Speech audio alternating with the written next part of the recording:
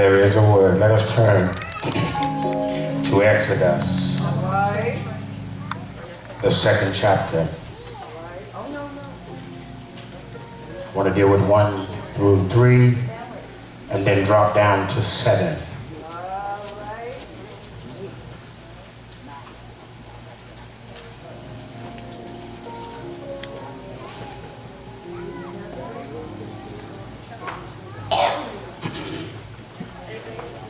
And I'll be reading from the Message Bible. Amen. A man from the family of Levi married a Levite woman. The woman became pregnant and had a son. She saw there was something special about him and hid him. She hid him for 3 months. When she couldn't hide him any longer, she got a little basket and made a boat out of bamboo, waterproofed it with tares and branches, and placed the child in it, and then set it afloat into the reeds at the edge of the Nile. Then 7 says, then the sister was before her. Do you want me to go and get a nurse mother from the Hebrews so she can nurse the baby for you? Pharaoh's daughter said, yes, go. The girl went and called the child's mother.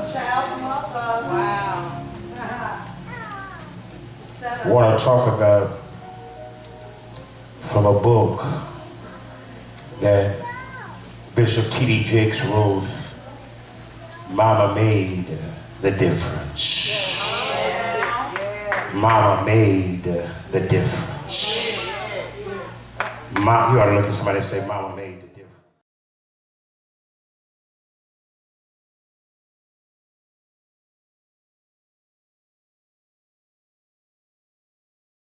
Began to read the story about Moses. Mama, when I looked at the story about Moses and how his mother had to go through something to keep her baby alive. How she had to go through something to keep this boy from being taken and killed. I feel this thing, y'all. And because she had to go through something, she said, look here, I've carried this boy 9 months. And I don't care what Pharaoh's decree is. I really don't care what Pharaoh wants me to do right now. But I can't give up my baby. I can't allow my baby to be killed. I can't allow this baby to be taken from me that I carried 9 months. That was nestled inside of me, that grew to be a part of me. I can't allow it. So she came up with a plan. Sometimes you'll come up with a plan when you're at the edge of throwing in the towel, when it looks like all hope is gone, when it looks like you can't make it, you'll come up with a plan. So she came up with a plan. She looked here. I've hid him as long as I could. 3 months I've had him in here. I've hid him under the bed. I've hid him in the in the barrel of meal. I've hid him everywhere I could hide him. But now he's getting too big. Getting too big. I gotta let him go out. I've gotta release him so that they won't kill him. Yeah, they want to talk to me. So they won't kill my baby. So she built a boat.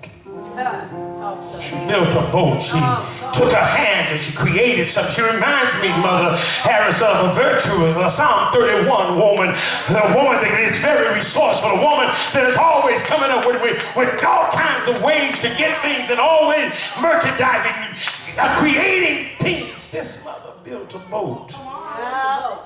She built the boat. She said, I want to make my baby comfortable on his journey. I want to make my baby comfortable on his journey, so I've got to take some leaves. I've got to take some stuff and line this boat so that when he floats down the canal, he won't be uncomfortable. So now when she sets him off a sail, his sister Miriam, and the backdrop follows the boat, seeing where her brother's going to end up. Seeing where he's going to end up, she makes sure that everything's all right. Make sure that he don't get stuck in the bamboo. Make sure he don't get stuck in the reeds. Make sure that nothing happens. Make sure that no alligators may eat him. Make sure that he's going to be safe. So she sees that Pharaoh's daughter is taking a bath in the canal. Isn't it funny how God has set it up that somebody's always going to be there when you need them to be there? Isn't it funny how that God will always have somebody positioned in the right place when you need them to be in the right place? Isn't it funny how mama's always there even when you drop the ball? Isn't it funny how mama's always there teaching you stuff that you might not want to learn? Isn't it? He said, kill the firstborn, kill the children, kill the male babies. And now he has to take care, put Moses on a welfare plan. Y'all don't want to talk to me. He put Moses on a welfare plan and allowed his daughter and him to take care of Moses. Had him taking care of that he didn't like, had him taking care of something that he wanted to get rid of. But when there's an anointing and a call on your life, I don't care how many devils in hell try to come up against you, the Bible said no weapon formed against you shall prosper. Talk to me, y'all. Talk to me today. So now here we see the first welfare adoption was taking process. Because here his daughter took him out of the canal. Yes, sir. And began to look at him as her own. Wow. What happened at this point is her motherly instinct kicked in. The mothers, you know, your children sometimes bring some company home. Unexpected folk for dinner, unexpected folk to spend the night, and all of a sudden you might have a little reservation in the back of your mind, but all of a sudden you say, "Oh, come on in, baby, come on in and sit at the table, come on in and rest yourself, come on, make yourself at home." That's what a mother will do when she's being ready to teach her children how to love other people, how to treat other people, how to treat people like you want to be treated. Treat folk like you want folk to treat you. And that's what mama taught me, is how to treat other folk, how to respect other people, how to encourage other folk, how to get somebody something when they need it. That's what mama taught me. Mama taught me how to read my word. She taught me how to get in the word for myself, because she said, "Donnie, I'm not going to be here always. I'm not going to be here to walk you through the word always, but I want you to have a relationship with it for yourself." So Pharaoh's daughter began to teach Moses the ways of the Egyptians. But Moses knew deep down within him that this ain't my family. You know how when you was in the street and how you was in the world, you knew this ain't my family. I belong to the house of God. I belong to the house of faith. I belong to God. I've been acting like the devil. I know he ain't my daddy. I ain't how my mama raised me. My mama taught me how to get up and go to church. My mama taught me how. Y'all want to talk to me today? I got some folk that their mama taught us something. My mama taught me how to pray. She taught me how to read. That I had to send you home now is because if I hadn't, they would have took your life. If I hadn't did it, they would have killed you, and I would have been a motherless child. But tonight I'm here to stand and say, I got my baby here. I still got my baby here. I still got my joy here. So I just want to teach you some stuff. While I got you here, Moses, I want to teach you how to believe in yourself. I want to teach you how to believe in yourself. You're ready if nobody ever encourage you. If nobody ever affect you on the back, you can believe in yourself, because greater is he that is in me than he that is in the world. And I can do all things through Christ that strengthens me. Not only does it teach me how to believe in myself, but she taught me, Mama taught me how to believe in God. How to believe in God for everything that I need. How to believe in God when my back is up against the wall. How to believe in God when trouble comes my way. How to believe in God when my night seems dark. When it seems like I can't make it. I learned how to trust in the Lord. I learned how to lean not to my own understanding, but in all my ways I've learned how to acknowledge him. I got one more. I'm about to get out of here. Not only does it teach me to believe in God, to believe in myself, but she taught me the power of words. I gotta be careful what I speak. I gotta be careful what I say, because there's life and death in my tongue. There's power and there's death in it. So I'm gonna speak life. I'm not gonna say nothing else negative about myself, because I'm the head and not the tail. I'm above and not beneath.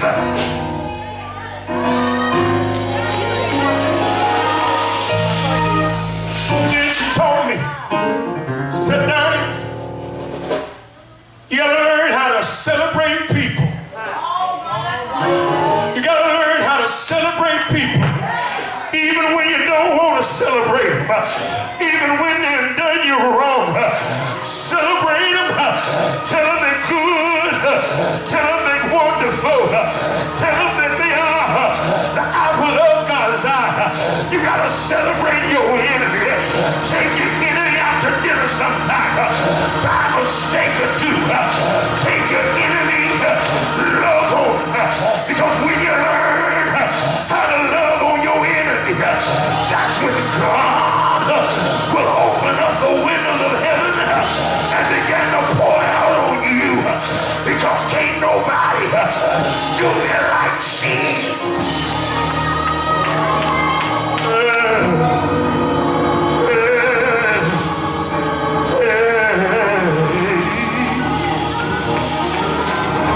Last thing, Mama taught me how to love ourselves. If I don't love myself, ain't nobody else gonna love me. Y'all miss that? We looking for folk to love us, but we don't even love ourselves. We won't even treat ourselves right. We'll treat other people right. We won't never buy ourselves nothing. We won't never speak no encouraging words to ourselves, but we'll always lift somebody else up. But today, you gotta go back and remember, Mama said, love yourself. Love yourself. Love yourself. Because when you love yourself, it's easy to love somebody else. Put those hands together and bless God in this place. Come on and bless him in this place. Come on and bless him. Hey, I'm so glad that Mama made a difference. I'm so glad that my mama raised me the way she did, because if she had to raise me this way, I might not be the man that I am right now. I thank God that I ain't been what I should be, but I ain't what I used to be. I thank God for delivering me. I thank God for hiding me from the enemy. I thank God for shielding me. I thank God thank God for mama making a difference in my life. You ought to look at somebody's mama and say thank you. Find somebody's mama. Find your mama and say thank you, mama, for making a difference.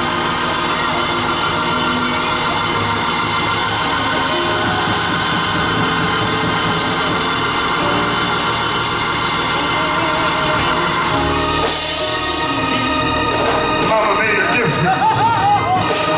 Mama made a difference in your life.